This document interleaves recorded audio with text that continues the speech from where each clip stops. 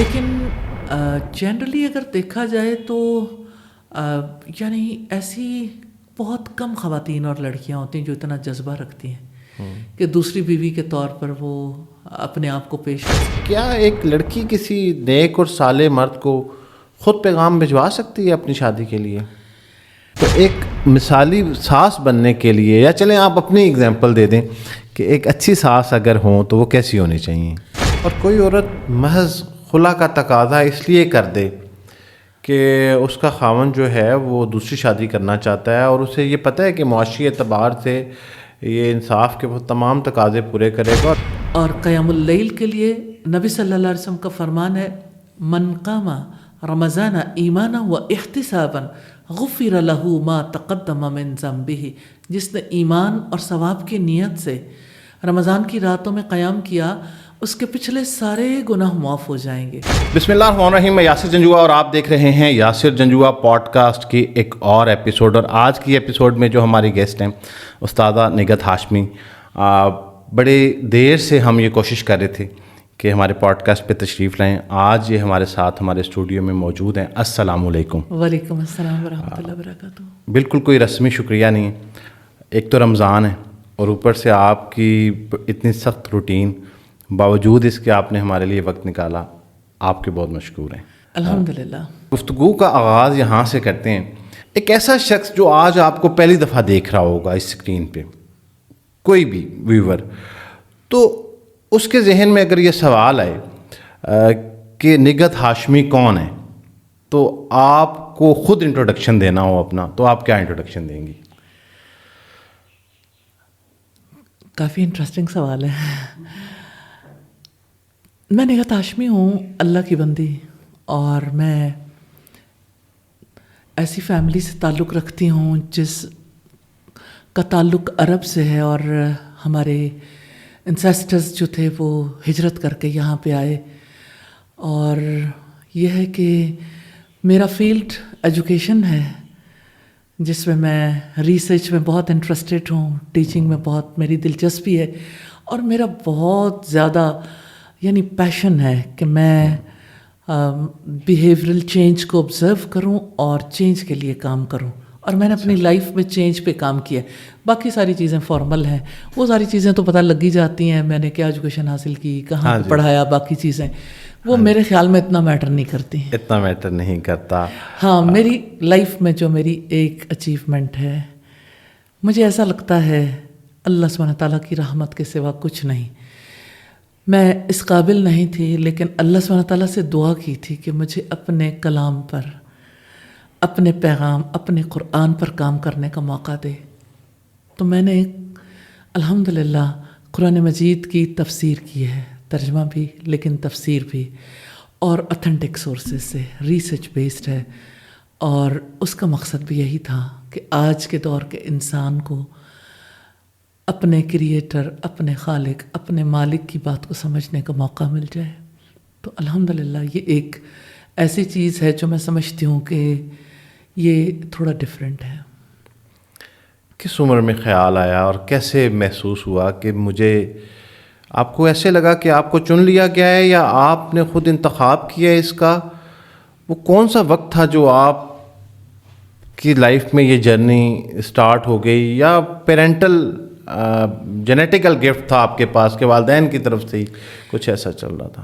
میرے والدین کی بہت محنت ہے، اور میرے والد کی خاص طور پر میں بہت زیادہ امپریس ہوں ان سے، اور بہت محبت بھی اور عقیدت اور ریگارڈ بھی. اور آپ کہہ سکتے ہیں کہ یعنی میری سوچوں پر بھی اور میرے معاملات پر بھی ان کی چھاپ بھی ہے. اور یہ ہے کہ مجھے وہ یاد بھی بہت رہتے ہیں، یعنی میری میموری ان کے ساتھ بہت کنیکٹڈ رہتی ہے. تو میرے والد جو ہیں وہ انہوں نے ہمیں سنا بھی بہت، کہا کم، سنا بہت، اور ہمیں انہوں نے ہمارے رب کا تعلق دیا ہے، کنیکٹ کیا بچپن سے ہی، قرآن سے کنیکٹ کیا. میں 6+ ایئرس کی تھی جب میں نے قرآن پڑھا، اور اس کے بعد انہوں نے قرآن مجید پڑھانے کے لیے یعنی ہمیں گرامر پڑھانی شروع کی، اور ہم اسکول جانے سے پہلے قرآن پڑھ کے جایا کرتے تھے، میں اور میری بڑی بہن الحمدللہ. اور اللہ سبحانہ تعالیٰ نے یہ سفر بچپن سے ہی کروایا. اور زندگی میں بہت ساری سٹیجز آئیں، لیکن یہ ہے کہ میرے والد نے یہ بات کہی تھی کہ جو آپ نے لیا ایک بھی فرد ہو اگر پہنچا سکو اسے، یہ ایجوکیٹ کر سکو تو یہ ایجوکیٹ ضرور کرنا. میرے والد نے یہ کوشش کی کہ ہمیں نفع مند بنائیں، کہ ہم دوسروں کے لیے کچھ کرنے کے قابل ہوں. تو گھر میں جب کبھی امی جی چاہتی تھیں کہ ہم گھر کے کام باقی چیزیں بھی سیکھیں، تو میرے والد کہتے تھے جو کام دوسرے لوگ کر سکتے ہیں وہ ان سے بھی لیے جا سکتے ہیں، جو کام دوسرے نہیں کر سکتے وہ انہیں کر لینے دو. تو الحمدللہ. بہاولپور رہیں آپ اور وہاں سے سفر کر کے آپ فیصل آباد آتی تھیں. بہت سارے لوگ تو اس جرنی سے واقف ہوں گے اور بہت سارے لوگوں کو نہیں پتہ ہوگا. کس مقصد اور کس جذبے سے یہ سفر ہوتا رہا اتنا لمبا عرصہ؟ اور مقصد یہ تھا سفر کرنے کا کہ اللہ تعالیٰ کے پیغام کو پہنچائیں. اور بچے چھوٹے تھے، جانا مشکل اور پریشر بہت زیادہ. تو میرے ہسبینڈ نے بھی میرے ساتھ کافی کوآپریٹ کیا الحمدللہ، اور یہ سلسلہ ممکن ہوا. مجھے وہ سورج کا ڈوبنا نہیں بھولتا. ایوری سنڈے جب میں بہاولپور سے فیصل آباد کا سفر کرتی تھی اور میرے آنسو بہتے رہتے تھے اور میں مسلسل قرآن پڑھتی رہتی تھی، قرآن سنتی رہتی تھی. اور مجھے جب میں جاتی تھی تو وہ رات ایسی ہوتی تھی جب میں اپنے آپ کو بزی کرتی تھی اور میں سورہ مریم سنتی رہتی تھی. سورہ مریم میں حالات ہیں اور اس میں حضرت زکریا اور ان کے بیٹے کی پیدائش ایک بہت اور صورتحال میں کہ جب وہ بھی بوڑھے تھے، ان کی بیوی بھی بانجھ تھیں، حضرت یحییٰ کی پیدائش کا جو سلسلہ تھا، پھر حضرت مریم کی پیدائش کا جو سلسلہ تھا، پھر حضرت عیسیٰ، حضرت ابراہیم علیہ السلام. تو مجھے ایسا لگتا ہے وہ میرا ریئل خاندان ہے، میری فیملی ہے. اور میں جب ان کے بارے میں سنتی تھی تو مجھے بہت زیادہ موٹیویشن ملتی تھی. تو مجھے ایسا لگتا تھا کہ انسان کا کام صرف کھانا پینا جینا نہیں ہے. اور میرے دل کے اندر یہ بات اترتی تھی کہ انسان جو ہے نا عرفہ والا مقصد کے لیے پیدا کیا گیا. اس کا کام صرف اپنی ذاتی زندگی، اپنے آپ کی، اپنے خاندان تک اللہ تعالیٰ نے اسے لمیٹڈ نہیں رکھا. اور جو کام وہ کر سکتا ہے اللہ سبحانہ تعالیٰ جب وہ کام لینا چاہے تو اس کے لیے اسباب بھی پیدا کر دیتا ہے. میری فیملی نے میرے ساتھ ہی شفٹ ہونا تھا لیکن اللہ تعالیٰ کی طرف سے ایسا بن نہیں پایا. لیکن یہ جو یعنی لوگوں تک اللہ کے پیغام پہنچانے کا سلسلہ تھا وہ ضرور بن پایا. تو میں سنڈے کی نائٹ میں لکھتی تھی تو میں نے 3 اینگلز پہ خاص طور پہ کام شروع کر دیا. ایک تو میں کوسچن آنسرز کی صورت میں قرآن نجبہ جو تفسیر کا کام تھا پہلے بھی کر رہی تھی لیکن اس وقت میں نے اس کو زیادہ تیزی سے کیا. دوسرا میں ہر رکوع پہ اس کا جسٹ لکھتی تھی اور یہ کہ ہم کیا کریں. اور تیسرا میں یہ لکھتی تھی کہ اللہ سبحانہ تعالیٰ کے ساتھ یعنی اللہ ہمارا رب ہے، محمد رسول اللہ ہمارے رہنما ہیں، اور ہمارے لیے کامیاب ہونے کے کیا رویے ہیں اور ناکام ہونے کے، اور اسی طرح سے منزل ہے کہاں تیری. میں ایوری ٹائم ہر رات میں یہ ضرور لکھتی تھی کہ میری منزل کون سی ہے اور میرا مقصد زندگی کیا ہے. تو مجھے اس چیز نے بہت ہیلپ کیا الحمدللہ. اور یہ ہے کہ میں 3 دن وہاں ہوتی تھی اور چوتھے دن مجھے واپس آنا ہوتا تھا. چوتھے دن میں گھر آتی تھی اور پھر یعنی باقی اس واپسی کے سفر کا بھی اپنا ہی ایک لطف تھا. اور الحمدللہ یعنی گھر جا کے پھر ایسے لگتا تھا کہ جیسے گھر، بچے اور باقی معاملات. اور پھر مجھے وہاں پہ صحیح مسلم میں پڑھاتی تھی تو وہاں بھی یعنی ایک پبلک اورینٹڈ پروگرام بھی بہت بڑا ہوتا تھا، پھر اپنی کلاسز بھی، باقی چیزیں بھی. مجھے ایسا فیل ہوتا ہے کہ میری اوقات نہیں تھی جتنا رب نے مجھے موقع دیا الحمدللہ. الحمدللہ. اچھا، ایک مدر تھیں آپ جب یہ ساری جرنی آپ ابھی سنا رہی تھیں. ہم مختصراً اگر یہ بات کرنا چاہیں کہ ایک مثالی ماں جو ہے آج کل کے دور میں، جب ہم کہتے ہیں کہ سوشل میڈیا کا دور ہے، ڈیجیٹل میڈیا کا دور ہے، تو ایک مثالی ماں کیسی ہونی چاہیے؟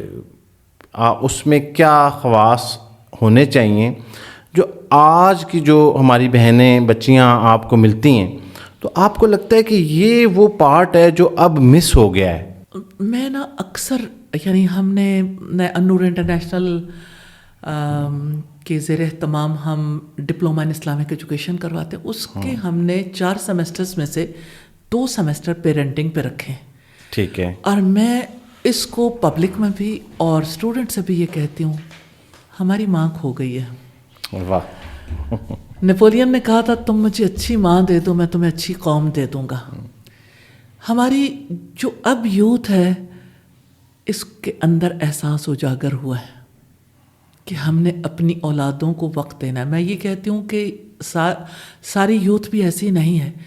میں احساس ابھرنے کی بات کر رہی ہوں, لیکن انہیں راستہ نہیں مل رہا کہ ہم کس طرح سے اچھی مائیں بن سکتے ہیں. لوگوں نے گروپ بنائے, میں ایسے بہت سارے گروپس کو جانتی ہوں جیسے یعنی جس میں یعنی آج سے 10 سال, شاید 10 تو نہیں لیکن اس سے کم, اتنے عرصہ پہلے 75,000 ماؤں نے اسے جوائن کیا. تو پتہ لگتا ہے کہ یعنی مائیں جو ہیں وہ کس طرح سے چاہتی ہیں کہ ہمیں کوئی نہ کوئی راستہ ملے. ایسے ہی اور گروپس ایسے ہیں جہاں پہ مائیں کہیں نہ کہیں مل کے شیئر کرتی ہیں کس طرح سے بچوں کی ٹریننگ کی جائے. لیکن وہ قرآن حکیم میں آتا ہے نا, ضعف الطالب والمطلوب, مدد مانگنے والا بھی کمزور, جس سے مدد مانگی جاتی ہے وہ بھی کمزور. سوشل میڈیا پہ تھوڑا سا یہ پرابلم ہے کہ اس میں یہ کہ لوگ ایفرٹ کرتے ہیں, اسٹرگل کرتے ہیں, لیکن یہ ہے کہ یہ ایک چیز کو پیش نظر رکھنا چاہیے کہ جو صحیح گائیڈ کر سکے گائیڈنس تو اسی سے لینی چاہیے نا, جو واقعی گائیڈ کرنے کی صلاحیت رکھتا ہو. خیر یہ تو ایک بات تھی, لیکن بات یہ ہے کہ جہاں تک مثالی ماں کا تعلق ہے تو ہمارے لیے تو آئیڈیل ہماری ماں خدیجہ رضی اللہ تعالیٰ عنہ. اور اسی طرح سے ہماری اگر دیکھا جائے تو تاریخ میں کتنی اہمیت کی حامل ہے وہ ماں جس کے بچے کا کوئی باپ نہیں تھا. اس نے بچے کو بھی وہ مقام دلوانا تھا اور دوسری طرف یہ ہے کہ خود بھی ایک پاک باز زندگی گزارنی تھی. الحمدللہ ہمارے لیے وہ بہت بڑی اگزامپل ہے. اور اسی طرح سے میں بہت زیادہ انسپائرڈ ہوں حضرت ہاجرہ سے. وہ یعنی ایک ایسے ماحول میں جہاں نہ شوہر ہے, بچے کا باپ نہیں ہے اور ارد گرد بھی کوئی نہیں, ڈیزرٹ ہے, نہ کھانے کو نہ پینے کو, اوپر اللہ اور نیچے عورت. تو مجھے ایسا فیل ہوتا ہے وہ پیرنٹنگ جو حضرت ہاجرہ نے کی, وہ پیرنٹنگ ہمارے لیے بہت بڑی مثال ہے. وداؤٹ اینی ریسورسز, ایک ڈیزرٹ میں بیٹھی ہوئی عورت اگر کمیٹڈ ہے نا, اس کے پاس کوئی ریسورس نہیں, تو وہ اپنے بیٹے کی تربیت کرتی ہے. تو اقبال کہتا ہے وہ فیضان نظر تھا یا کہ مکتب کی کرامت تھی, سکھائے کس نے اسماعیل کو آداب فرزندی. تو ابراہیم علیہ السلام تو وہاں نہیں تھے, وہاں تو یعنی ایک ماں تھی, اور وہ بھی یعنی آپ سوچ سکتے ہیں کہ جس کے پاس بہت ریسورسز نہیں تھے. تو مجھے اس ماں کے کردار کے حوالے سے یہ ضرور کہنا, امپاورڈ ماں تھی. میں سمجھتی ہوں کہ اگر ایک عورت کو امپاورڈ کر دیا جائے نا اس کے رول کے لیے, تو وہ کیا کچھ نہیں کر سکتی. میں ایک واقعہ ان کا صرف آپ کے سامنے رکھنا چاہتی ہوں. قبیلہ بنو جرہم کے لوگ اس علاقے سے گزرے اور انہوں نے دیکھا کہ ایک پرندہ یہاں پہ ہے. تو ان کے سیانے نے کہا کہ پانی کے بغیر یہ پرندہ آ نہیں سکتا, یہاں کہیں پانی ہے, تلاش کرو. جب لوگ تلاش کرنے لگے تو پانی بھی مل گیا, اور اس کے کنارے ایک عورت ملی جس کی گود میں بچہ تھا. اس عورت کے پاس آئے اور کہنے لگے کہ ہمارے جو افراد ہیں قبیلے کے آپ سے ملنا چاہتے ہیں, تو آپ وقت دے دیں. خیر قبیلے کے لوگ آئے, انہوں نے کہا ہم یہاں رہائش اختیار کرنا چاہتے ہیں. میں جب کبھی ان کے بارے میں یہ پڑھتی ہوں, بتاتی ہوں, میرے دل کی کیفیت اور ہو جاتی. ایک عورت کا اصلی روپ کیا ہے, وہ بحیثیت ماں کے, اور پھر فراست کتنی ہے, اس قدر زیادہ حکمت ہے, وزڈم ہے. ڈیزرٹ میں انہیں کوئی ایجوکیٹ نہیں کر رہا, لیکن کنیکٹیویٹی ہے نا اپنے کریٹر سے, خالق سے, مالک سے. اور پھر اب اس کو دیکھیے, وہ کہتی ہیں سنگل ریسورس ہے نا جی, پانی, زمزم کا پانی ہے. حکومتیں, اسٹیٹس بھی اپنے ریسورسز پر چلتی ہیں. اس ریسورس کے بارے میں ان کا ویژن کیا تھا, کیا وہ سوچتی تھیں کیسے بلد امین دنیا کی سب سے مقدس زمین کی بنیاد رکھی گئی کہ وہ کہتی ہیں آپ رہائش تو رکھ سکتے ہو، پانی پر میرا حق ہوگا. سارے مسئلے ہی حل ہو گئے الحمدللہ. تو آپ دیکھیں کہ ایک شہر کی بنیاد رکھی انہوں نے. تو اللہ سبحانہ تعالیٰ کتنا امپاورڈ کرتا ہے عورت کو کہ بحیثیت ماں کے جو انہوں نے جیسا ان کا رول تھا، پھر جب وہاں پہ لا کے لوگ بسانے تھے، کیونکہ اللہ کی حکمت تھی وہاں اللہ کا گھر بننا تھا، تو کس طرح سے انہوں نے اس شہر کی بنیاد میں ہی جسٹس کی بنیاد رکھ دی، جھگڑے ختم کرنے کی بنیاد رکھ دی کہ فیصلہ کن کردار کون ادا کرے گا. اور پھر کس طرح سے قبیلے کے لوگ بھی بسے، لیکن اس کی وجہ سے امن قائم ہوا. آج بھی وہ ٹینشن فری زون ہے. اس سرزمین پہ جانے والا ہر کوئی امن کا لباس پہنتا ہے، جو ہماری ماں سیدہ ہاجرہ نے جس کی بنیاد رکھی تھی.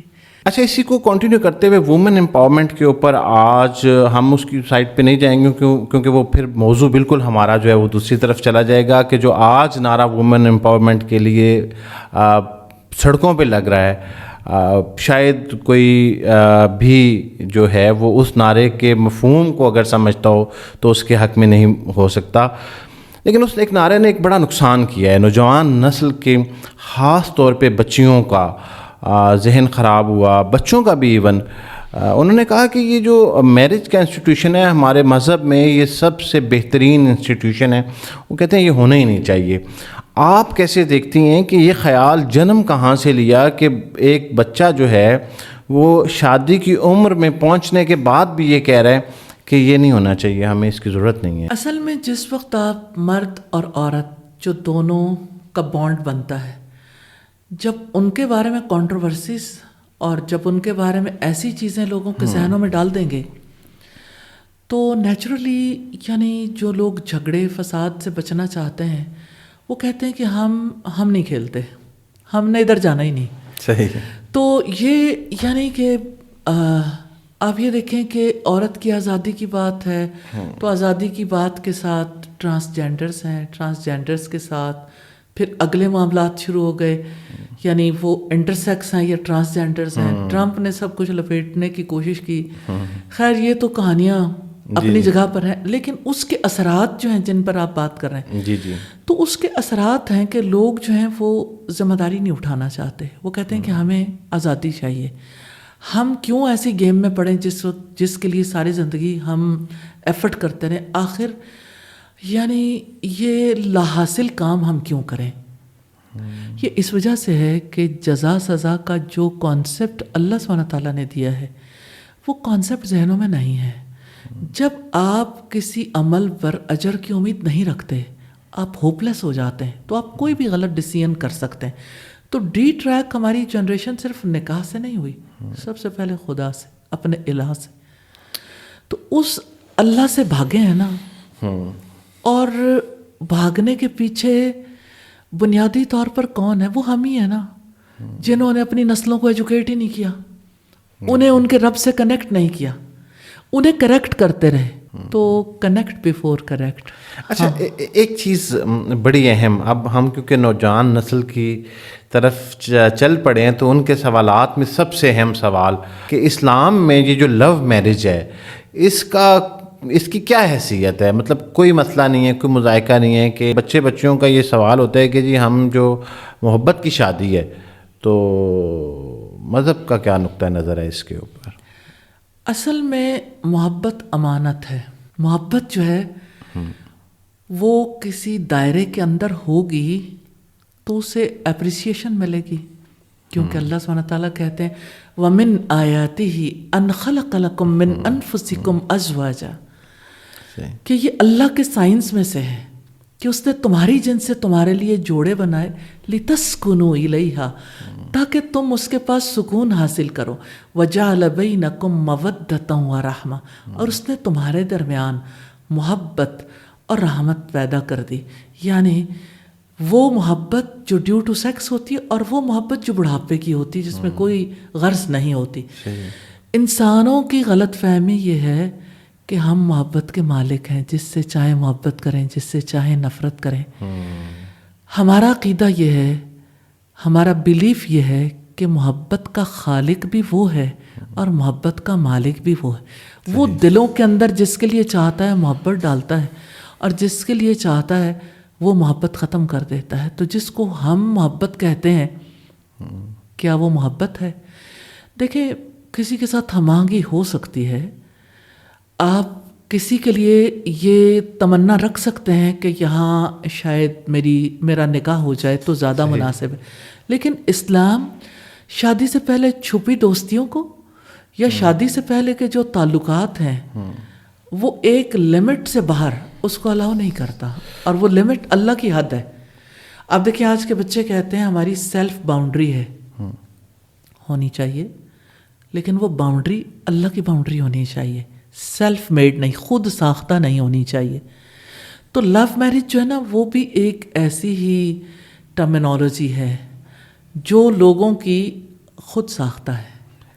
ایک یہ محبت تو اللہ تعالیٰ نے دینی تھی, اور یہ کہ جہاں پر آپ کے دل میں کوئی ایسی بات کسی کے لیے ہے تو اس کو ایک ضابطے ایک دائرے میں لے کے آئیں اور اس کو اسی طریقے سے سولو کریں جو یعنی ایک ایکسیپٹیبل ہے اور جس کے نیگیٹو ریزلٹس نہیں ہیں. یعنی آپ اس کے پازیٹیو پہلو کو دیکھیں کہ اس کی وجہ سے ایک رائٹ گراؤنڈ پر ایک بانڈ بنتا ہے جس بانڈ کے لیے دو خاندان مل کر ایفرٹ کرتے ہیں اور پھر انہیں اٹھاتے انہیں ذمہ داریاں اٹھانے کے لیے بھی اور پھر اس کو نبھانے کے لیے بھی تیار کرتے ہیں. تو یہ دو خاندانوں کا ایک مشترکہ یعنی پروجیکٹ ہوتا ہے کسی ایک یعنی بانڈ کو جو بنتا ہے, یعنی ایک خاندان کو جو نیا خاندان ہے اس کو آگے چلانا. اگر ہمارے یہاں لو میرج کا کانسیپٹ ہے تو ہمارے یہاں خلا اور طلاق کی ریشو بھی بہت زیادہ ہے. میں یہ نہیں کہتی, ہم پچھلے دنوں میں ملائیشیا میں تھے تو وہاں پیرنٹس یہ ذمہ داری نہیں لیتے, یہ ذمہ داری بچوں کی ہے, وہ خود اپنے لیے پارٹنر کو سلیکٹ کریں. مجھے پہلی بار احساس ہوا کتنی ہماری سوسائٹی میں اپنے بچوں کے لیے محبت ہے, کہ ان کی اونرشپ کتنی زیادہ. آپ بچوں کو ایک سٹیج تک پہنچا کے پھر انہیں لاوارث چھوڑ دیں, پھر کتنی خلا کتنی طلاقیں بڑھ جاتی ہیں. تو کسی کے لیے دل میں احساس ہے پیرنٹس کو بھی تھوڑا سا اپنے بچوں کو اسپیس دینی چاہیے, مارجن دینا چاہیے اور ان کے ساتھ ڈسکس کرنا چاہیے, انہیں سمجھانا بھی چاہیے. لیکن یہ ہے کہ جائزہ لینا چاہیے, ہر کسی کی پسند ناپسند کے بارے میں ایک ہی فیصلہ نہیں کرنا چاہیے کہ کسی نے اگر پسند کا اظہار کیا تو پیرنٹس نے کراس ہی کرنا ہے. ہو سکتا ہے کہ وہ پسند بہت بہتر ہو سکتا ہے نہ بہتر ہو, تو جائزہ لینا چاہیے. مجھے لگتا ہے کہ والدین کی انا سامنے آ جاتی ہے اگر بچے اپنی پسند کا اظہار کر دیں. آپ بہتر بتا سکتی ہیں, کیا ایک لڑکی کسی نیک اور صالح مرد کو خود پیغام بھجوا سکتی ہے اپنی شادی کے لیے؟ حضرت خدیجہ کی مثال سب سے پہلے دی جاتی ہے کہ حضرت خدیجہ نے پرپوز کیا تھا رسول اللہ صلی اللہ علیہ وسلم کو. لیکن یہ بات نارملی نہیں کی جاتی کہ ان کے اخلاق اور ان کی صفات کی وجہ سے. حضرت خدیجہ کے لیے پہلا شوہر بھی انتقال کر چکا تھا, دوسرا شوہر بھی انتقال کر چکا تھا, وہ ایک بار نہیں 2 بار بیوہ ہو چکی تھی. سٹیٹس ڈفرینٹ ہے. لیکن ایک کنواری لڑکی جو ہے اس کے لیے خود سے کسی کو میسج بھیجنا ایک پورے نظام کو بریک کرنے کی بات ہے, ایک پورے نظام سے بغاوت کرنے کی بات ہے. سسٹم کے اندر رہ کے جو کام ہو سکتا ہے, سسٹم کے باہر جا کے اس کے برے نتائج بھی نکلتے ہیں. اور ہم دارالامان میں اور پھر ایسی ہونے والی میرجز کے برے رزلٹس جو ہیں وہ پوری سوسائٹی میں ایسی سٹوریاں بہت بکھری ہوئی ہیں. تو ہم تو اپنی بیٹی اپنی بچی کے لیے یہ سوچتے ہیں کہ وہ تحفظ کے ساتھ ماں باپ کے پاس بھی رہے اور حفاظت کے ساتھ اگلی جگہ پر بھی منتقل ہو. محبت اور احترام, رسپیکٹ, ریگارڈ اور حفاظت کے ساتھ. اچھا سورۃ النساء میں واضح طور پہ میں اس کا مفہوم بیان کرتا ہوں, بہت سارے لوگ جانتے ہیں, اور کیونکہ زیر بحث رہتا ہے یہ موضوع, مرد کو کہا گیا ہے کہ وہ اس کو اجازت ہے, شاید اس کا مفہوم یہ آپ کریکشن کر دیجیے گا کہ وہ 2 3 یا 4 شادیاں کرے, اور لیکن اگر انصاف کر سکے ورنہ ایک صحیح رکھے. خاتون کو جو ہے وہ یہ جب ان کو کہا کہ جن کو پسند کرتا ہو، تو یہ پسند سے کیا مراد ہے؟ مطلب کہ یہ اختیار مرد کے پاس ہے کہ وہ پسند کرے گا، یہ عورت کے پاس اختیار نہیں ہے کہ وہ بھی پسند کر لے کسی کو، یا اس کا کوئی کی تشریح کچھ اور ہے؟ اس پہ پلیز وضاحت کر دیں. اصل میں یہ آیت جس کانٹیکس میں نازل ہوئی، یتیم بچیوں سے شادی کرنے کی بات تھی کہ اگر آپ ان کے حقوق پورے طریقے سے ادا نہیں کر سکتے تو پھر آپ ان کے علاوہ ایک سے نہیں 2 3 4 ایک لمٹ لگا دی کہ یہاں تک آپ نکاح کر سکتے ہو. یہ حکم نہیں تھا، اجازت تھی، رخصت ہے کہ آپ اگر کرنا چاہو تو آپ ایسا کر سکتے ہو، لیکن یتیم بچی کے ساتھ بے انصافی نہ کرو. اب یہ کہ جہاں تک پسند کا تعلق ہے تو ہر مرد کے پاس اور ہر عورت کے پاس ایک پیمانہ ہے جو اللہ سبحانہ تعالیٰ نے دیا، انتخاب کا بھی اور اس پہ ایگری کرنے کا. نکاح کی شرائط میں سے ایک شرط ہے ایجاب و قبول، کہ ہسبینڈ وائف بننے کے لیے جو جوڑا یعنی جس کو اس مقصد کے لیے سلیکٹ کیا جا رہا ہے وہ آپس میں بھی ایک دوسرے کو قبول کرتے ہیں نہیں، لیکن وہ ایک ارینجڈ سلسلہ ہے نا. مراد یہ کہ وہ پہلے سے کسی کی طرف رغبت ہو سکتی ہے. جیسے مجھے رسول اللہ کے چچا ابو طالب کی بات یاد آتی ہے کہ انہوں نے کہا تھا خطبہ نکاح دیتے ہوئے، خدیجہ کو محمد سے، محمد کو خدیجہ سے نکاح کی رغبت ہے، مجھ سے جو مال مانگتے ہو میں دینے کے لیے تیار اور ان دونوں کا نکاح کرتا ہوں. تو رغبت تو دونوں طرف تھی، رغبت ہو سکتی ہے لیکن ایک دائرے میں ہونی چاہیے. اس کا کوئی واضح معیار متعین نہیں ہے. واضح معیار متعین ہے کہ اس میں نبی صلی اللہ علیہ وسلم نے فرمایا 4 چیزیں ہیں جن کی بنیاد پر نکاح کیے جاتے ہیں. حسب نسب، مال، جمال اور دینداری. تم دینداری کو ترجیح دینا، یعنی جو عورت، جو لڑکی جس کے اندر تقوی ہے، جو گاڈ فیئرنگ ہے، جو کسی دائرے میں رہتی ہے، اس کے ساتھ نکاح کرو گے تو کامیابی کے چانسز بہت زیادہ ہیں. حسب نسب جو ہے وہ اس سے کیا مراد ہے؟ حسب نسب سے مراد کیا اس کا معاشی سٹیٹس ہے یا حسب نسب سے مراد اس کی ذات، برادری، قبیلہ؟ تو یہ جب ہم یہ کہتے ہیں کہ جی فلاں برادری کو اسی برادری میں شادی کرنی چاہیے تو یہ اس کا مطلب ہے یہ ٹھیک ہے؟ پھر برادری کو بنیاد نہیں بنانا چاہیے، لیکن اگر کسی کی دینداری ہے اور برادری بھی ہے تو بہت اچھا ہے. میرا خیال ہے اس سے کلچرل ویلیوز جو ہیں وہ میچ کرتی ہوں گی اور آسانی ہوتی ہوگی. دیکھیں برادری کے لیے بھی ہم ٹوٹلی کنڈیم نہیں کر سکتے. بات یہ ہے کہ لوگ ایک دوسرے کے کلچرلی ایک دوسرے کو سمجھتے ہوتے ہیں. ٹھیک ہے. نئے ماحول میں ایڈجسٹ کرنا زیادہ ڈیفیکلٹ ہوتا ہے، لیکن صرف برادری کی بنیاد ہو تو اس کے مقابلے میں اللہ کے رسول نے یہ بتایا دینداری کی بنیاد ایسی ہے جس پر آپ سٹینڈ لو. باقی چیزیں ساتھ مل جائیں تو بہت اچھا ہے، نہ بھی ملے تو منیمم دینداری ضرور ہو. اچھا، یہ جو بچے جان بوجھ کے شادیوں میں تاخیر کر رہے ہیں آج کل، کہتے ہیں جی پہلے ہم نے کیریئر بنانا ہے اور پھر اپنی لائف میں کچھ سیٹل کرنا ہے. خاص طور پہ لڑکے وہ کہتے ہیں بہت بڑا معاشی بوجھ بن جائے گا، ارادہ رکھتے ہیں. اس سے پہلے ہم ڈسکس کر چکے کہ وہ ہیں جو ارادہ ہی نہیں رکھتے، وہ کہتے ہیں ہم نے کرنی نہیں ہے. اب یہ ایک شخص ہے وہ ارادہ رکھتا ہے اور ایک بچی وہ بھی کہیں پڑھ گئی ہے یا کسی ایسی فیلڈ میں وہ کہتی ہے میں. تو کیا یہ طرز عمل اسلام کی نظر میں درست ہے کہ شادی میں تاخیر کر لی جائے؟ کوئی اس میں ممانعت نہیں ہے؟ شادیوں میں تاخیر تو نہیں ہونی چاہیے. صحیح. اس لیے کہ پھر جتنی تاخیر ہوتی ہے اتنے زیادہ مسائل بھی پیدا ہوتے ہیں، اتنے ایشوز بھی کھڑے ہوتے ہیں. صحیح. اور ان ایشوز میں سے ایک ایشو یہ ہے کہ لڑکی کی اور لڑکے کی ایڈجسٹمنٹ کا مسئلہ زیادہ ہو جاتا ہے. جتنے میچور ہوں گے اتنا ہی ان کے لیے مشکلات بھی پیدا ہو جائیں گی. یہ سوالات کچھ ایسے ہیں جو کہ ہماری سوسائٹی کے ایشوز بن چکے ہیں اور لوگوں کے ذہنوں میں سوال کی صورت ہیں. تو آپ کی موجودگی کا فائدہ اٹھاتے ہوئے میں چاہ رہا ہوں کہ یہ سارے کنسرنز آج جو ہے وہ ایڈریس ہو جائیں.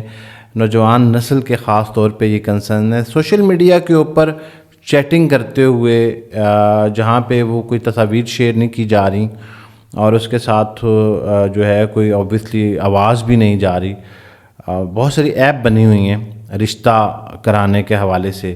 تو آپ کو کیا لگتا ہے کہ ایک لڑکی اور لڑکے کی گفتگو جو ہے اس میڈیم سے ہونا اور بہت دیر تک ایک دوسرے کو جاننے کی کوشش میں وہ گفتگو طویل کرتے رہنا کیا مناسب ہے؟ اس طرح سے کیا جا سکتا ہے؟ غرض یہ ہے کہ نکاح کا پیغام بھجوانا ہے. مجھے لگتا ہے دھوکہ ہے، دھوکے کی زندگی ہے. ہو سکتا ہے کہ یہ بات کبھی پایا تکمیل تک نہ پہنچے، بس وقت گزاری ہے، ٹائم پاس کر رہے ہیں. تو جو کرنا ہے وہ کر لینا چاہیے. اور مجھے یہ فیل ہوتا ہے کہ جو شخص خود اپنے پہ بھروسہ کرنے کی بجائے اللہ تعالیٰ پر بھروسہ کرے تو اللہ تعالیٰ اس کی مدد پر ہوتا ہے. استخارہ کر لیں، اتنی گفتگو کرنے کی ضرورت ہی کیا؟ ہاں جی، تو اس کا بہترین حل یہ ہے استخارہ کر کہ استخارہ کر لیں. بہرحال رسمی اگر کوئی آپ نے ان کو کوالیفیکیشن، ایج، پروفیشن یہ پوچھنا ہے تو وہ آپ پوچھ سکتے ہیں. اور استخارہ بیسک انفارمیشن میں تو کوئی ایسی بات نہیں، لیکن وہ تو آپ کو بغیر آپ کے انوالو ہوئے بھی پتہ چل سکتی ہیں باتیں. اچھا، اب ایک اور بڑی دلچسپ بات یہ ہے کہ شادیاں ایک سے زائد جب کوئی مرد کرے تو کیا دوسری بیوی بننا جو ہے وہ افضل اور پسندیدہ عمل ہے؟ پتہ نہیں میں اپنا سوال واضح کر سکا ہوں یا نہیں. رسول اللہ صلی اللہ علیہ وسلم نے ایک دفعہ سیدنا جابر سے پوچھا، آئی تھنک، مجھے اگر کنفیوژن نہیں تو جی آپ کے ایک صحابی نے شادی کی تو آپ صلی اللہ علیہ وسلم نے پوچھا کہ آپ نے کس سے شادی کی ہے؟ تو انہوں نے کہا کہ ایک یعنی ایسی عورت سے کی ہے جو میری بہنوں کو زیادہ اچھے طریقے سے سنبھال سکے. تو آپ نے فرمایا اگر تم کسی نوجوان لڑکی سے شادی کرتے، آپ اس سے کھیلتے، وہ آپ سے کھیلتی، تو زیادہ اچھا نہیں تھا؟ تو انہوں نے کہا میرے باپ میری بہنوں کو میرے پیچھے چھوڑ گئے، وہ تو دنیا سے چلے گئے، تو میں نے ایک ایسی عورت سے شادی کی ہے جو میری بہنوں کو سنبھالنے میں میری ہیلپ کر سکے. تو ایک مجبوری تھی.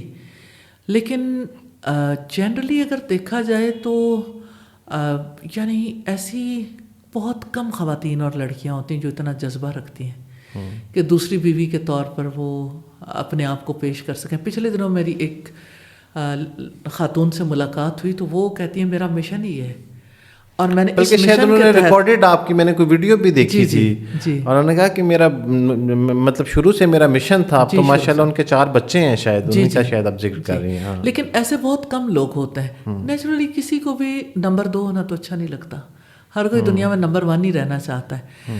تو اس کا یہ مطلب نہیں ہے کہ کوئی ایسی صورتحال کو ایکسیپٹ نہ کرے. سم ٹائمز کوئی بہت اچھا انسان ہو سکتا ہے، اور اگر کسی کو شادی کے بغیر رہنا پڑے اور ایسے فرد کے ساتھ شادی کرنے کی صورت میں اس کی لائف زیادہ بہتر ہو سکتی ہے تو اسے کرنا چاہیے.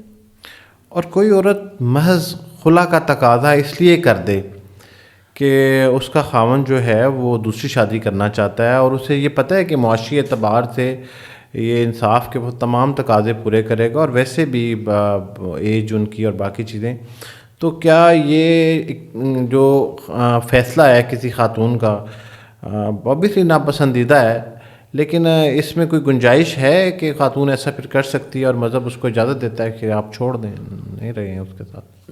حلال چیزوں میں سے سب سے ناپسندیدہ طلاق ہے، اور خلا بلا جواز مانگنے والی عورت جنت کی خوشبو بھی نہیں پا سکتی. لیکن ایک عورت یہ سمجھتی ہے کہ یہ میرے لیے ایکسیپٹیبل نہیں ہے، میں اس کے ساتھ سروائیو نہیں کر سکتی، میں اس کو برداشت نہیں کر سکتی، تو بجائے اس کے کہ ساری زندگی تلخی برداشت کرے، یہ تو ایک عورت ہی جان سکتی ہے. تو اس کو پھر یعنی یہ رائٹ تو ہے کہ وہ نہیں رہ سکتی تو جدا ہو جائے، لیکن اپنے بچوں، اپنے شوہر، اپنے گھر اور اپنے آئندہ آنے والے معاملات کے حوالے سے بھی ضرور دیکھنا چاہیے. تو یعنی کسی کی کیپیسٹی اگر نہیں ہے کہ وہ کسی دوسرے کو برداشت کر سکے تو بہتر ہے، صحیح، اس کے لیے بہتر ہے. لیکن عمومی طور پر لوگوں کو اس کا دھیان رکھنا چاہیے کہ بلا جواز خلا کا مطالبہ نہیں کرنا چاہیے. کیا مسائل ہوتے ہیں؟ زیادہ تر خواتین کو سسرال سے شکایات ہوتی ہیں. میں سوسائٹی کا یہ ایشو بیسکلی جاننے کی کوشش کرتا ہوں کہ کیوں ہماری سوسائٹی میں آج خلا کی ریشو بڑھ گئی ہے. بہت سارے اتنے کیسز اس سے پہلے ماضی میں رپورٹ نہیں ہو رہے تھے، جو کیونکہ انٹرنیٹ کے اوپر یہ اسٹیٹس موجود ہیں عدالتوں کے میں اتنی زیادہ. تو آپ کو کیا لگتا ہے، کیونکہ آپ کا انٹریکشن رہتا ہے بالخصوص خواتین سے، تو کیا ریزن آپ کو نظر آئی ہے کہ کیوں بڑھی ہے یہ ریشو؟ میریٹل افیئرس کے بارے میں ایجوکیٹ نہیں کیا جاتا. شادی شدہ زندگی کیا ہے؟ ایک لڑکی کو تو یعنی اس ماحول میں دوسرے گھر میں بھیجا جاتا ہے کہ اس نے شاپنگ کرنی ہے، اچھے خوبصورت لباس خریدنے، کیسے خوبصورت بن کے رہنا ہے، کس طرح سے اس کو ماں باپ بھی سپورٹ دیتے ہیں، سسرال والے بھی، جتنی کسی کی استطاعت ہو۔ صحیح۔ اب ایسے میں جب لڑکی جاتی ہے تو بالکل یعنی آل ٹوگیدر جب ماحول بدل جاتا ہے تو اس کے لیے بیئر کرنا ناممکن ہو جاتا ہے۔ میں ایک چھوٹی سی اگزامپل دینا چاہتی ہوں۔ سیدہ عائشہ نے رسول اللہ سے پوچھا کہ اللہ کے رسول یہ بتائیے ایک عورت پر سب سے زیادہ حق کس کا ہے؟ اب ماں باپ بھی ہیں اور شوہر بھی ہے، تو اللہ کے رسول نے فرمایا اس کے شوہر کا۔ سیدہ عائشہ نے پوچھا پھر ایک مرد پر سب سے زیادہ حق کس کا ہے؟ تو آپ صلی اللہ علیہ وسلم نے فرمایا اس کی ماں کا۔ کتنی بڑی ایجوکیشن ہے جس کی وجہ سے گھریلو زندگی پرسکون ہو سکتی ہے۔ ایک عورت کا مائنڈ سیٹ چینج ہو سکتا ہے کہ ایک مرد پر اس کا حق نہیں، اس کی ماں کا حق زیادہ ہے۔ کیونکہ لڑائی جھگڑا تو اس بات پر ہوتا ہے کہ یعنی آپ کا بیٹا تھا لیکن اب میرا شوہر ہے، پہلے آپ کا حق تھا اب میرا حق ہے۔ اللہ سبحانہ تعالیٰ نے جھگڑا ہی چکا دیا کہ بیٹے پر اس کی ماں کا حق زیادہ ہے۔ تو پھر اگر ایک لڑکی کو سمجھا دیا جائے، اس کا مائنڈ سیٹ پریپیئرڈ ہو، ریئلی لڑکیاں ایکسیپٹ کرتی ہیں اور بہت اچھی زندگی گزارتی ہیں۔ تو اگر والدہ اور بیوی کے درمیان اختلافات پیدا ہو جائیں تو پھر شوہر کا شرعی طور پہ کیا کردار ہونا چاہیے؟ وہ کیا کرے؟ منصف کا۔ بہت مشکل فیصلے ہوتے ہیں یہ، آپ تو جانتی ہیں، آپ کے پاس کیسز آتے ہیں، لیکن انتخاب کرنے کی اگر چلیں ہم اس کو دوسری طرف سے، جو سوسائٹی کا سب سے بڑا مسئلہ ہے کہ وہ یہ کہہ دیتی ہیں کہ میں جوائنٹ فیملی سسٹم میں رہنے کی یا اپنی ساس کے ساتھ رہنے پہ راضی نہیں ہوں، تو کیا پھر شوہر پہ واجب ہو جائے گا کہ اس کو علیحدہ گھر لے کے دے؟ بات یہ ہے کہ جوائنٹ فیملی سسٹم جس طرح سے ہمارے یہاں یعنی جیسے ایک ہی جگہ رہنا، ایک کچن اور بھائیوں کے کمرے الگ الگ ہیں، بیسیکلی اس طرح سے رہنا یعنی یہ شرعی اعتبار سے بھی کوئی اچھا یعنی یہ ماڈل نہیں ہے۔ ایک فیملی میں لوگ رہ سکتے ہیں لیکن کم از کم ان کی پرائیویسی اتنی ضرور ہونی چاہیے کہ مل کے بھی رہیں تو وہ کھل کے تو رہ سکیں۔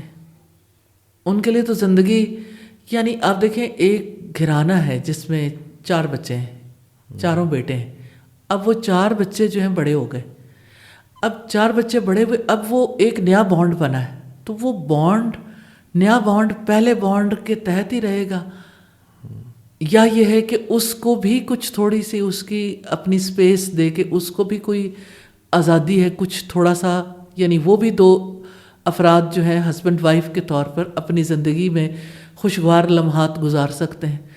تو ہر ایک چیز کو اگر ود ریفرنس ٹو پیرنٹس دیکھنا پڑے، ہر ایک چیز کو ود ریفرنس ٹو اپنے بھائیوں کے، بہنوں کے، خاندان کے دیکھنا پڑے تو نئے جوڑے کی زندگی بہت ڈیفیکلٹ ہو جاتی ہے۔ آپ رسول اللہ کی ازواج کو دیکھیے، اکٹھے گھر تھے لیکن ہر ایک کی پرائیویسی تھی، کتنا یعنی کم ریسورسز میں بھی الگ الگ مینیج کیا تھا تو جھگڑا نہیں ہوتا تھا۔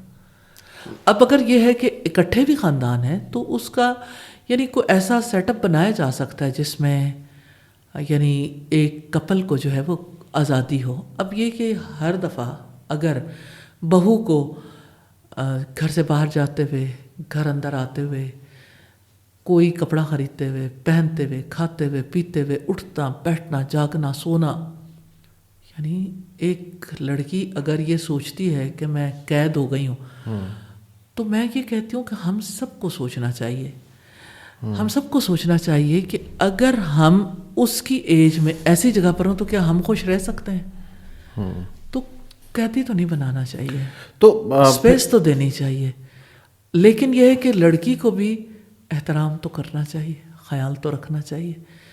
تو یہ جو میوچل رسپیکٹ ہے نا، یہ میوچل اسپیس دینے کے بعد ہی زیادہ جو ہے ورکیبل ہو سکتی ہے۔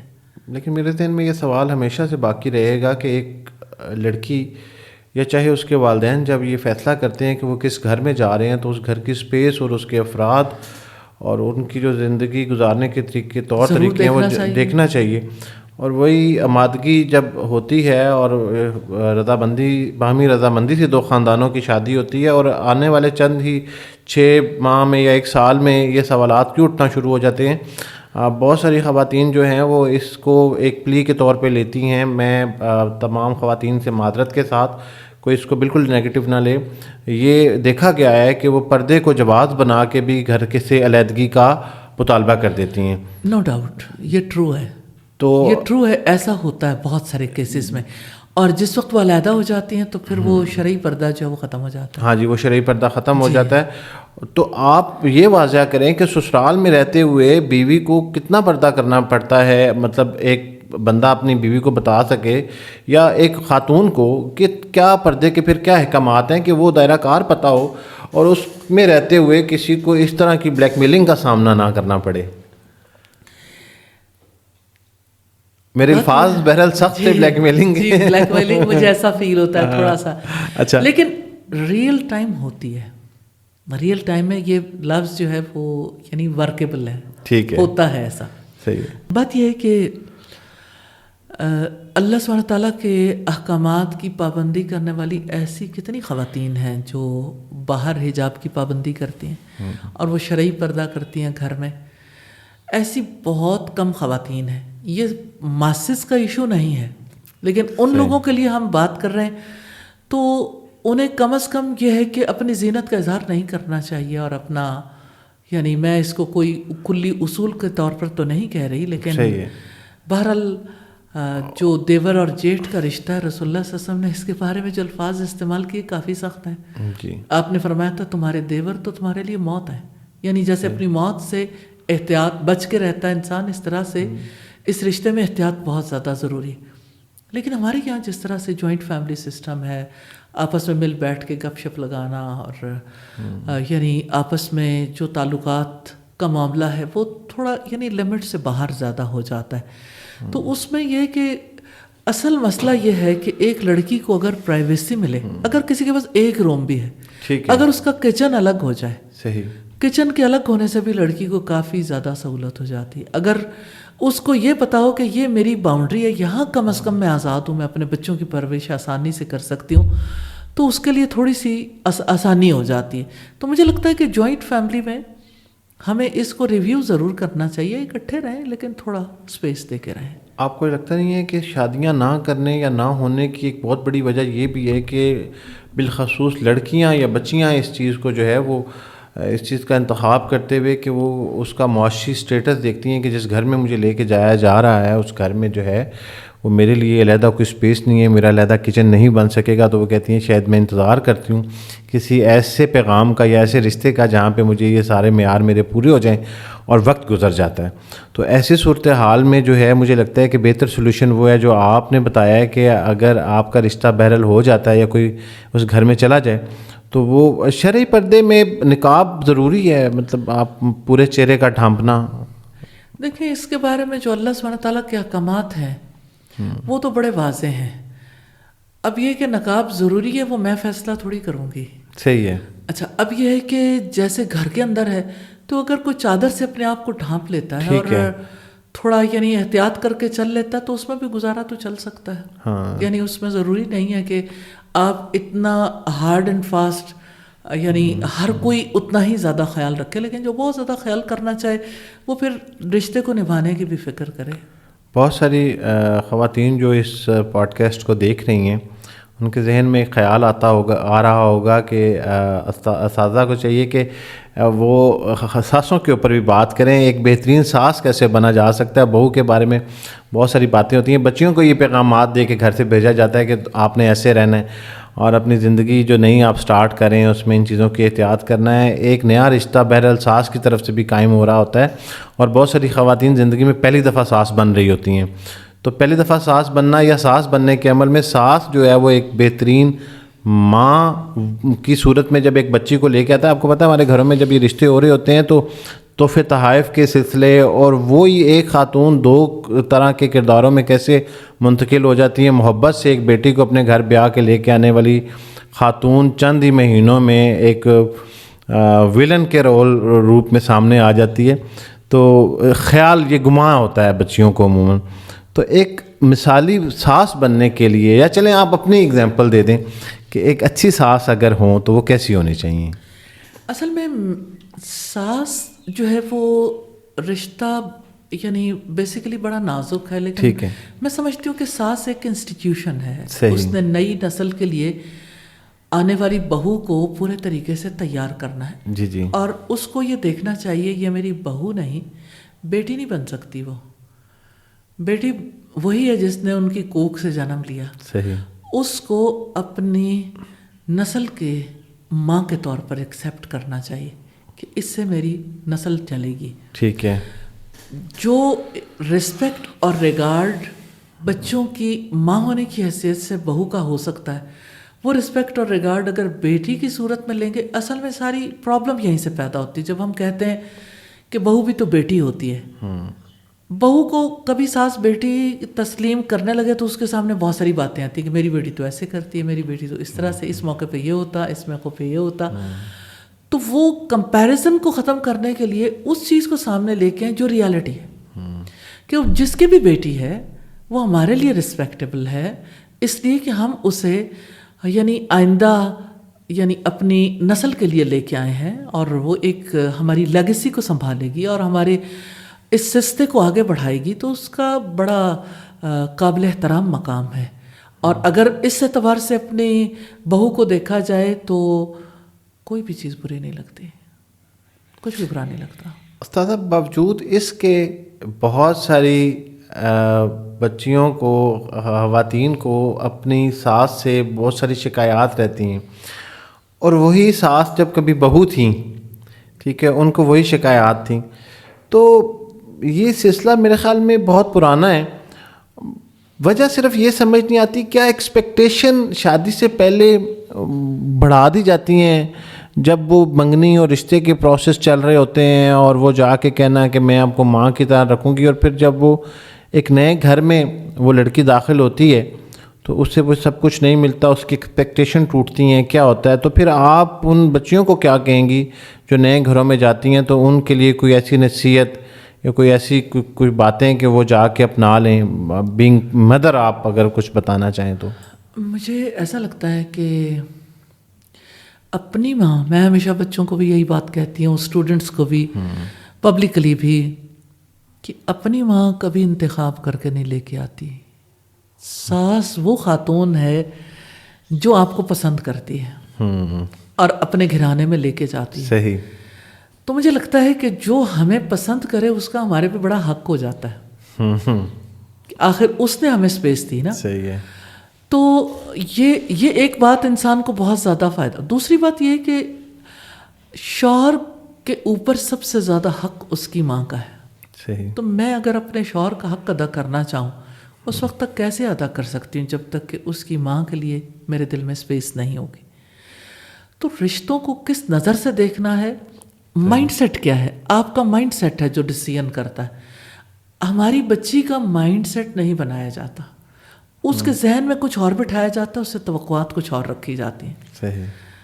تو میں خیال ہوں کسی اور کا، مجھے سوچتا کوئی اور ہے، وہ والا معاملہ ہو جاتا ہے. تو اس میں یہ ہے کہ بچی کو بھی یعنی پہلے سے پریپیئرڈ کر کے جب بھیجا جاتا ہے، جن خاندانوں میں بھیجا جاتا ہے ان کی بچیاں جو ہیں وہ مثالی رول پلے کرتی ہیں، اور جن خاندانوں میں ساس جو ہے وہ یعنی ان چیزوں کو پیش نظر رکھ کے چلتی، اس مائنڈ سیٹ کے ساتھ کہ یہ وہ فرد ہے جس نے یعنی کل میں ماں تھی، آج بھی ماں ہوں، لیکن اب آئندہ کی نسل کی یہ ماں ہوگی.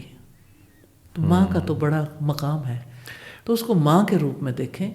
بے شک ابھی وہ ماں نہیں بنی، صحیح. لیکن یہ ہے کہ بہرحال اس کو ایک خاص پوزیشن پہ لے کے آ رہے ہیں نا. وہ صرف ایک بیٹے کی بیوی تو نہیں ہے، وہ تو آپ کی نسل کی امین بھی ہے، اس کی تربیت کرنے والی بھی ہے. تو اس کو اس انداز سے دیکھیں گے، اس کو اسپیس دیں گے تو انشاءاللہ اللہ تعالیٰ آسانی کرے گا. بچے پڑھ لکھ کے آج کل ان کی خواہش یہ ہوتی ہے، اوبیسلی بچیاں بھی، کہ وہ جاب کریں. تو کیا عورت کے لیے گھر سے باہر جا کر جاب کرنا شرعی طور پر جائز ہے؟ کوئی اس میں ممانعت نہیں ہے، یا اس کے لیے کوئی دائرہ کار جو ہے وہ اسلام نے واضح کیا ہے؟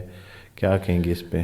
دیکھیے، پہلی ذمہ داری تو اپنے گھر اور بچوں کی ہے. اگر کسی کے پاس سے وقت نکلتا ہے، لائف کی ڈفرینٹ سٹیجز ہوتی ہیں، لیکن ایک ایسی سٹیج ہے جہاں پہ ایک عورت کے پاس وقت ہے، وہ بزنس کرنا چاہتی ہے یا جاب کرنا چاہتی ہے، تو اس میں کیا حرج ہے؟ رسول اللہ تو خود توجہ دلاتے تھے، جیسے حضرت ام سلمہ سے کہا ایک دفعہ ایک بکری مر گئی تو رسول اللہ نے کہا کہ آپ نے اسے ضائع کیوں کر دیا، اس کا چمڑا رنگ لیتے، دباغت کر لیتے اور کام میں لے آتے.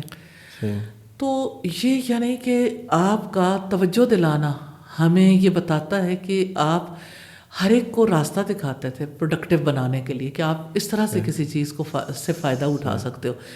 آپ نے ایک بزنس لیڈی سے شادی کی تھی، پہلی شادی آپ کی حضرت خدیجہ سے ہوئی، تو آپ ان کے لیے بہت بڑی سپورٹ تھے. آپ صلی اللہ علیہ وسلم نے ان کے لیے کوئی رکاوٹ پیدا نہیں کی، آپ نے گھر کے ماحول میں کوئی ڈسٹربنس پیدا نہیں کی. آپ نے جس قدر ان سے محبت کی، جتنی سپورٹ دی، جتنا ان کا خیال رکھا، اس پر حضرت عائشہ کو بھی بہت، یعنی وہ کہتی ہیں کہ مجھے اتنا زیادہ کسی پہ رشک نہیں آیا جتنا سیدہ خدیجہ پہ آتا تھا. تو ایک بار انہوں نے کہا کہ آپ کو وہ سرخ مسوڑوں والی قریشی عورت نہیں بھولتی جب کہ اللہ نے اتنا بہترین بدل دے دیا. تو نبی صلی اللہ علیہ وسلم نے فرمایا کہ خدیجہ کے بارے میں مجھے کوئی کچھ نہ کہے. خدیجہ نے اس وقت میرا ساتھ دیا جب لوگوں نے چھوڑ دیا. خدیجہ نے اس وقت میری تصدیق کی جب لوگوں نے جھٹلا دیا. خدیجہ نے اس وقت اپنا مال مجھ پہ لگایا جب میں بے مال والا تھا. خدیجہ کے بارے میں مجھے کوئی نہ ستائے. تو آپ دیکھیں کہ ہسبینڈ کس طرح سے سپورٹ بن جاتا ہے. تو اگر اس خاتون کو دیکھیے تو وہ شادی کے بعد کوئی بزنس رکا تو نہیں تھا. اب حضرت ام سلمہ کو دیکھیں، چمڑا رنگنے کا لیدر انڈسٹری ہے نا، تو لیدر انڈسٹری کے حوالے سے ایک بہت بڑا کام ہے دباغت کا، چمڑا رنگنے کا. تو حضرت ام سلمہ خود رسول اللہ کے گھر میں ایک خاتون یہ کام کرتی. آپ صلی اللہ علیہ وسلم نے کیوں کہا تھا حضرت حفصہ کے لیے، شفا ایک صحابیہ تھیں، کہ آپ انہیں بھی چونٹی کے کانٹے کا دم سکھا دو، کہ انہوں نے آگے لوگوں کے لیے اسے اپلائی کرنا تھا. تو بات یہ ہے کہ بلا جواز محض پیسہ کمانے کے لیے تو ایک عورت کو جاب نہیں کرنی چاہیے. عورت کو بھی پروڈکٹیو ہونا چاہیے، سوسائٹی کا ہم رکن بننا چاہیے. اگر کوئی عورت جاب کرے، بزنس کرے، تو اسے دیکھنا چاہیے پہلا رول ٹھیک میں پلے کر رہی ہوں، وہاں پر میں ناکام تو نہیں. میرے پاس اتنا وقت ہے، جتنا اس کے پاس وقت ہے اگر وہ استعمال کرنا چاہے تو پھر سوسائٹی میں بھی اہم رول پلے کرے. پھر جاب صرف پیسے کے لیے نہیں، پھر خدمت کے جذبے کے تحت کرے. اگر وہ ڈاکٹر ہے، پروفیسر ہے، یا کسی بھی فیلڈ میں ہے، تو پھر وہ ایکسیلنس کی طرف جائے. بہرحال جیسے سنگل مدر ہے ان کے لیے ضروری ہے، اگر وہ کوئی خاندان چلا رہی ہیں یا پھر نیچرلی وہ تو ایک بات فرق ہو جاتی ہے، اس کے لیے تو بہت ضروری ہے. تو لیکن اس میں جو ہے وہ شریعت نے کوئی حد متعین کی ہوئی ہو. میرا سوال بنیادی طور پہ یہ تھا کہ وہ جہاں کام کرتی ہیں، عموماً یہ بڑا پریکٹیکل کوشچن ہے اور روزانہ کی بنیاد پہ آپ سے پوچھا جاتا ہوگا کہ میں جہاں جاب کرتی ہوں وہاں پہ میل کولیگز ہیں، تو اب میں ایسی جگہ پہ کام کرتی رہوں یا چھوڑ دوں، اور مجھے اجازت بھی نہیں ہے شرعی پردہ کرنے کی. تو ایسی صورتحال میں یہ ایک بہت ہی زیادہ پوچھا جانے والا سوال ہے. تو آپ نے اس کے اوپر آپ کو کیا لگتا ہے کہ ایسی خواتین پھر اس چیلنج کو اگر فیس کرتے ہوئے اس کو ساتھ کنٹینیو بھی کرنا چاہیں جاب کو، تو وہ کیا کریں؟ بات یہ ہے کہ اللہ کی حد سب سے پہلے اس باؤنڈری کو کراس نہیں کرنا چاہیے، لیکن اس باؤنڈری کے اندر رہتے ہوئے جو آپ کر سکتے ہو آپ کے لیے اسلام کوئی رکاوٹ نہیں بنتا.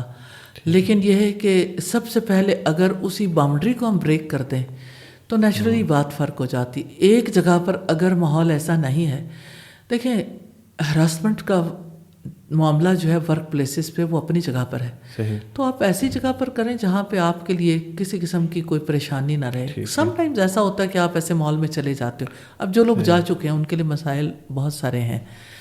کہیں کسی کا یونیفارم کا ایشو ہے کہ اچھا یہ یونیفارم پہننے کی اجازت ہے یا نہیں، کسی کا ایشو جو ہے وہ کسی اور پوائنٹ آف ویو سے ہے.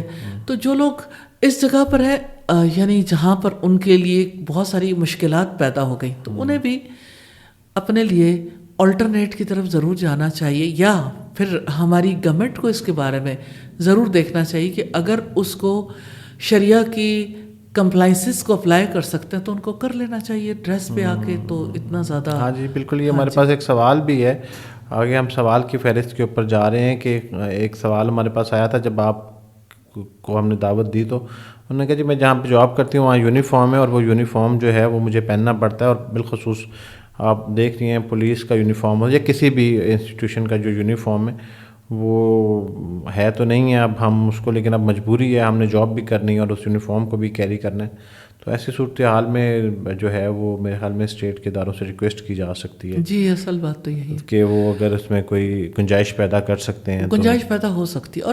اور کافی یعنی یونیفارم جو ہے ان کو کافی بہتر بنایا بھی جا سکتا ہے، کافی بہتر بھی ہے، جی جی لیکن اس کو مزید بہتر بنایا مزید بہتر بنایا جا سکتا ہے. ایک اور بڑی اہم چیز جو ہے جو ورک پلیسز پہ خواتین کام کرتی ہیں وہ کہتی ہیں ہمارے کام کی نوعیت ایسی ہے کہ ہمیں کسٹمر سروس کی ہوئی مثال لے لیجئے کہ ہمیں بڑی شائستہ آواز میں بات کرنی پڑتی ہے اور ہماری گفتگو میں ہمارا دھیما اور جو لہجہ ہے وہ نرم اور شائستہ ہونا چاہیے کیونکہ یہ ہماری جاب کی ریکوائرمنٹ ہے. جبکہ اسلام اس چیز کی ہرگز اجازت نہیں دیتا کہ غیر مرد کے ساتھ جب آپ بات کریں تو آپ کی آواز میں جو ہے وہ نرمی اور شائستگی نہیں ہونی چاہیے. تو جاب کی ریکوائرمنٹ ہوتے ہوئے اگر کوئی ایسا کر رہا ہے تو ٹھیک ہے، پھر اس کے لیے کوئی مسئلہ نہیں. آپ نے کہا نرمی اور شائستگی، میں یہ کہتی ہوں کہ کیا اسلام غیر شائستہ آواز میں بات کرنے کی اجازت دیتا ہے؟ تو ایسا نہیں ہے. اچھا، فرم رہ کے بات کرنے کے لیے کہتا ہے کہ آپ کے بات کرنے سے کوئی غلط مطلب نہ جی لے. جی جی تو شائستہ آواز میں اگر بات ہو رہی ہے اور وہ اس میں آپ فرم ہیں تو کوئی حرج کی بات نہیں، کوئی حرج کی بات نہیں. تو یہ بہت چھوٹی چھوٹی باتیں ہیں، لوگ اس کو بنیاد بنا کے اپنے ذہن میں بہت سارے سوالات پالتے رہتے ہیں. مذہب بہرحال اسلام جو ہے وہ بڑا بہترین مذہب ہے ہمارا اور ہمیشہ آسانی پیدا کرتا ہے. چند آخر میں کچھ سوالات ہیں، باوجود اس کے مجھے یہ شدت سے احساس ہو رہا ہے کہ آپ روزے سے ہیں اور میں آپ سے سوال کیے جا رہا ہوں اور ہم مزید روزہ جواب دینے میں رکاوٹ نہیں ہے. اچھا، وہ وسوسے بہت زیادہ آتے ہیں کچھ خواتین کو، وہ کہتی ہیں جی ہم بہت وسوسے آتے ہیں ہر لحاظ سے، بچے کو کچھ نہ ہو جائے، میرا خاوند دوسری شادی نہ کر لے، میرے ہسبینڈ کا کوئی ایکسٹرا میرٹل افیئر نہ چل رہا ہو، میری ساس میرے بارے میں برا. تو ایسے وسوسوں سے یہ او سی ڈی کی شکل بعض اوقات اختیار کر جاتے ہیں.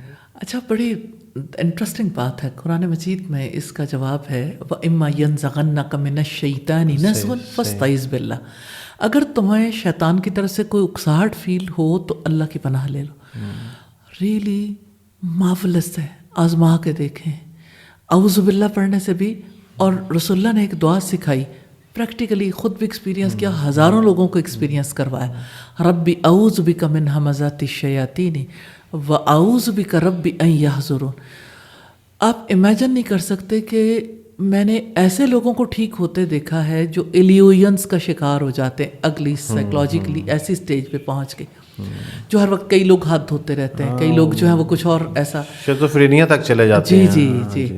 تو یہ ہے کہ بنیادی بات یہ ہے کہ آپ کسی خیال کو الاؤ کیسے کرتے ہیں کہ وہ آئے اور آپ کو اپنی گرفت میں لے لے. سائیکالوجسٹ کہتے ہیں کہ بلاک لگا دیں. آپ کے اندر خیال آیا ہے، آپ اس کو آگے نہیں بڑھائیں گے. اب یہ کہ کئی لوگوں کا یہ ایسی سٹیج پہ پہنچے ہوئے لوگوں کا علاج فرق ہے کہ جو اب اتنا زیادہ ہر وقت مختلف وسوسے آتے ہیں تو ہر وقت سوچتے رہتے ہیں. اس کے لیے کچھ میڈیسنز بھی ایسی ہیں جس کی وجہ سے انسان نکل جاتا ہے اس سے، کہ جو بہت جیسے ہومیوپیتھک ایک میڈیسن ہے سیپیا، کہ آپ کے ذہن میں ہر وقت ادھر سے سٹوری چل رہی ہے، ادھر سے سٹوری چل رہی ہے، آپ یعنی ان سٹوریوں سے نکل سکتا ہے. میں نے اس لیے اس کا نام لے لیا کہ جہاں بہت زیادہ وسوسے آتے ہیں تو یہ بیسیکلی بیماری ہے. ٹھیک ہے، اور اس کا علاج کروانا چاہیے. اب یہ ہے کہ اگر کوئی آئندہ کے لیے ٹھیک طرز عمل اختیار کرنا چاہتا ہے تو خیال آیا تو اعوذ باللہ اور بلاک لگا دیں کہ میں نے اس پہ سوچنا نہیں. ریلی آپ آزما کے دیکھیں، آپ کے ذہن میں کوئی ایسی باتیں نہیں آئیں گی. تو مجھے ایسا فیل ہوتا ہے کہ اپنے آپ کو ایسا تو نہیں بنانا چاہیے کہ جیسے گڑ پہ مکھیاں آتی ہیں یا گندگی پہ مکھیاں بیٹھتی ہیں کہ آپ کے اوپر ہر وقت یہ حملے ہوتے رہیں اور آپ اسے ایکسیپٹ کرتے رہیں.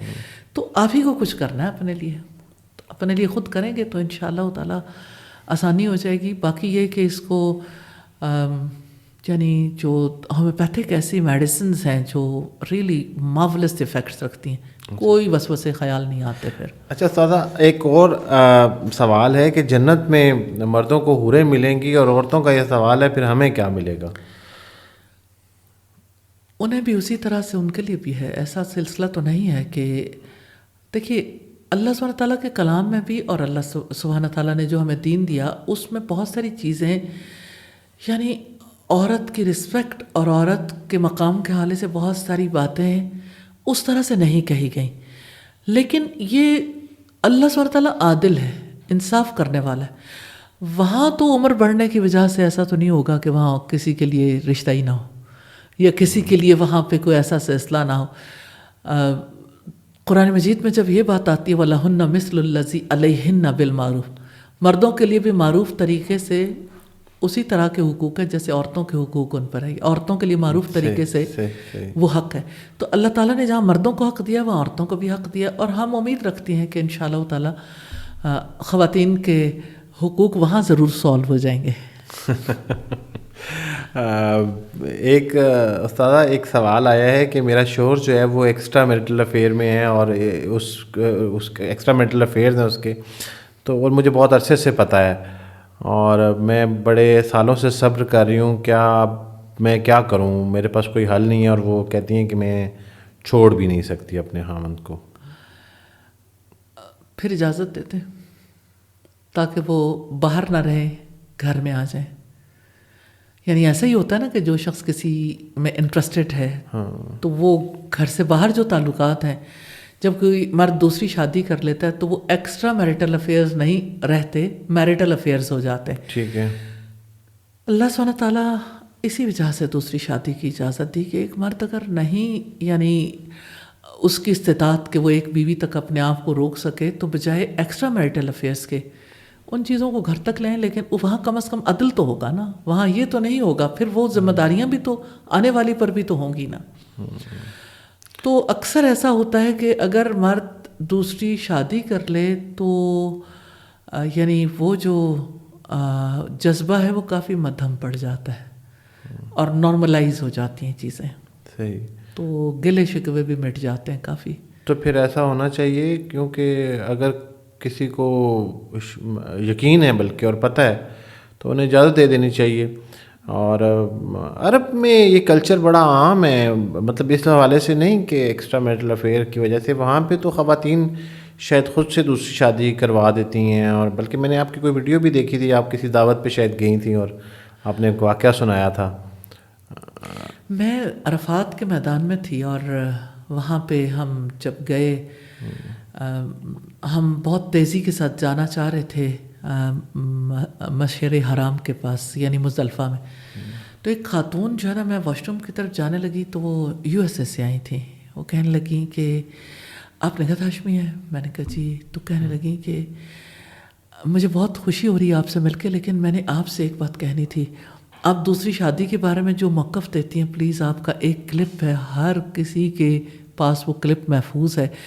ہم بہت زیادہ فیل کرتی ہیں کہ آپ کے اس کلپ کی وجہ سے مردوں کو بڑی شے ملی ہے. تو آپ جو ہے نا دوسری شادی کے بارے میں یہ باتیں جو ہیں وہ نہ کیا کریں, اس سے ہم بہت ہرٹ ہوتی ہیں.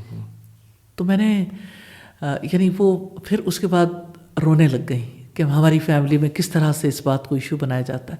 اکثر میں نے دیکھا ہے لوگ دوسری شادی کرنا نہیں چاہتے, لیکن گھر میں باتیں بہت کرتے ہیں. بھئی جس نے شادی کرنی وہ شادی کر لے, لیکن دوسری شادی کے بارے میں بات کر کر کے تو بیویوں کو ستاتے رہتے ہیں. تو ستانا نہیں چاہیے. اگر کرنی ہے تو پھر عدل و انصاف کے تقاضوں کو پورا کرنے کے لیے کر لیں, ورنہ بات چیت نہیں رکھنی چاہیے, ایک دوسرے کو اذیت نہیں پہنچانی چاہیے. اور یہ تو بڑا پیارا رشتہ ہے. باقی جہاں تک یہ ہے کہ اللہ سبحانہ تعالیٰ کی حکمت ہے کہ اس نے یعنی مرد کو ایکسٹرا میرٹل افیئرس سے بچنے کے لیے ایک راستہ دیا ہے, اور عورت اس کی شریک ہو سکتی ہے اگر وہ اپنے شوہر کے ساتھ یعنی اس سے محبت رکھتی ہے اور اسے غلط کاموں سے بچانا چاہتی ہے, تو اس کا راستہ پھر نکاح ہے, اس کا راستہ پھر گھر سے باہر نہیں ہے. تو اگر مرد انوالو ہو رہا ہے تو عورت کو پھر کھلا یعنی اپنا وسعت ظرفی کا مظاہرہ کرنا چاہیے. آپ کا وہ پیغام کیا تھا جس سے وہ ناراض ہو رہی تھی؟ وہ کیا ویڈیو میں آپ نے کیسا بیان تھا؟ یعنی ایسا تھا کہ یعنی یہ کلاس کی ایک ٹاک تھی. اچھا. اور کسی نے وہ یعنی اس کو یعنی جب وہ یوٹیوب پہ گئی تو اس کی کٹنگ کر کے تو اس کو بہت پیجز نے اسے کیا, بلکہ مجھے دوسری شادی کے بارے میں کہ اس کی حکمتیں تھیں. اچھا وہ تھوڑا سا یعنی اس میں لاجک زیادہ تھی, تو اس کی وجہ سے یعنی کسی کے پاس پھر یعنی جتنی لاجک ہو پھر کنونس ہونا پڑتا ہے. تو یعنی مرد تو کنونس تھے ہی، لیکن وہ اپنی خواتین کو کنونس کرنے کے لیے سنواتے تھے. ابھی بلکہ گجرانوالہ میں ایسا ہوا کہ کسی نے مجھے کہا کہ یہاں پر کوئی مولانا حضرات میں سے کوئی ایسا نہیں ہوگا جن کے موبائل میں آپ کا یہ کلپ نہ ہو.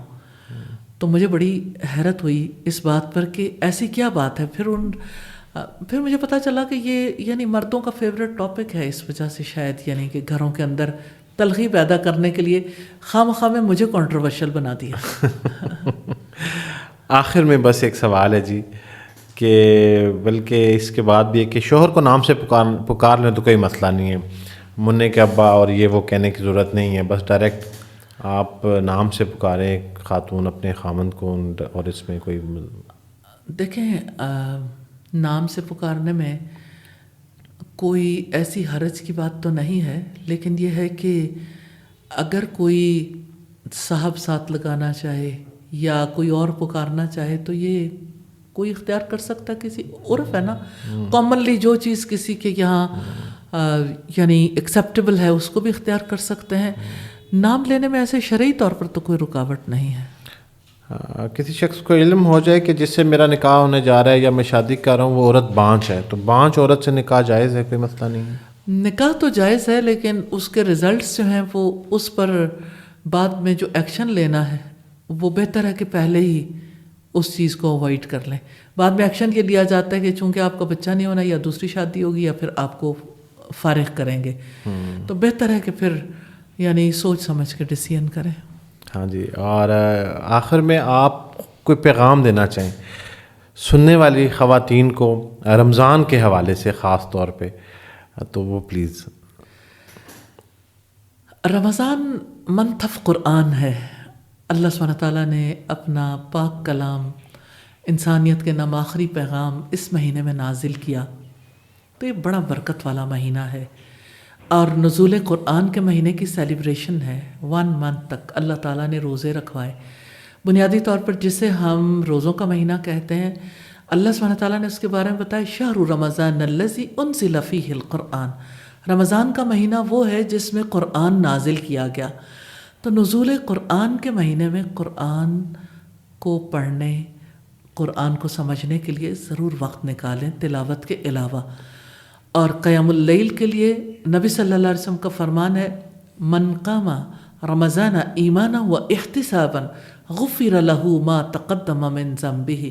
جس نے ایمان اور ثواب کی نیت سے رمضان کی راتوں میں قیام کیا اس کے پچھلے سارے گناہ معاف ہو جائیں گے. اسی طرح سے لیلۃ القدر ہے، جن کی آخری عشرے کی تاک راتوں میں سے ایک رات جس میں قرآن مجید نازل ہوا. تو آخری عشرے کی تاک راتوں میں خصوصی محنت کریں. اگر کوئی یعنی قیام اللیل ہے یا اسی طرح سے قرآن کی کوئی مجلس ہے تو اس کو ضرور اختیار کرنا چاہیے. اور آخری بات میں یہ کرنا چاہوں گی، قرآن اللہ سبحانہ تعالیٰ نے ہماری زندگی کے لیے انسٹرکشن مینول کے طور پر بھیجا ہے. ہر مشینری کے لیے جو انسٹرکشن مینول ہوتا ہے ہم ان انسٹرکشنز کے مطابق اسے ڈیل کرتے ہیں. ہمارے لیے اللہ سبحانہ تعالیٰ نے اس کو انسٹرکشن مینول بنایا. اپنی زندگی کے پروگرام میں قرآن کو پڑھنا اور سمجھنا شامل کر لیں. مشکل نہیں ہے، آسان ہے. اللہ تعالیٰ نے اسے آسان بنایا. ایک بار قرآن مجید کو ضرور اپنی زبان میں سیکھ لیں. اللہ سبحانہ تعالیٰ کی رحمت ہوگی، آپ کو زندگی کے طور طریقوں کا پتہ چلے گا. اللہ تعالیٰ نے ہمارے لیے کیا دین بھیجا ہے، کیا لائف سٹائل ہے جو ہم نے اختیار کرنا ہے. مشکلات دور ہو جائیں گی اور اللہ تعالیٰ سے کنیکٹڈ ہو کے آپ زندگی اس کے لیے، اس کی محبت میں، اس کی خوشنودی میں گزارنے کے قابل ہو جائیں گی. اللہ تعالیٰ آپ کو برکت والی زندگی نصیب کرے، عافیت اور سلامتی میں رکھے، اور اللہ تعالیٰ برکتوں والا رمضان نصیب کرے. استاذہ آپ کا بہت بہت شکریہ، آپ کے وقت کا شکریہ، آپ کے آنے کا شکریہ. بہت ہی پرانی خواہش تھی میری کہ آپ سے گفتگو. آج ہم نے جن موضوعات کو ڈسکس کیا، معاشرے میں اسلامی نقطہ نظر سے اس پہ کیا احکامات ہونے چاہیے، کیا چیزیں واضح ہونی چاہیے تھیں، میں نے کوشش کی کہ میکسیمم سوالوں کو لے سکوں. باوجود اس کے وقت اتنا ہی ہوتا ہے ہمارے پاس اور ہم اتنے سوالات کو ایک ریکارڈنگ میں لے سکتے ہیں. میری یہ کوشش ہوگی کہ آپ کے مزید سوالات جو کامنٹ سیکشن میں متوقع ہیں ان کو رکھوں، اور دوبارہ کبھی ہمیں اگر وقت ملا تو ہم آپ کے پاس آئیں، اور یا آپ ہمارے پاس تشریف لائیں تو ہم ان کو بھی واضح کریں۔ آپ کا بہت بہت شکریہ جی، تھینک یو سو مچ، جزاک اللہ خیر، بارک اللہ فی حیاتک، اللہ تعالیٰ آپ کی زندگی میں برکت دے۔ جزاک اللہ، آمین۔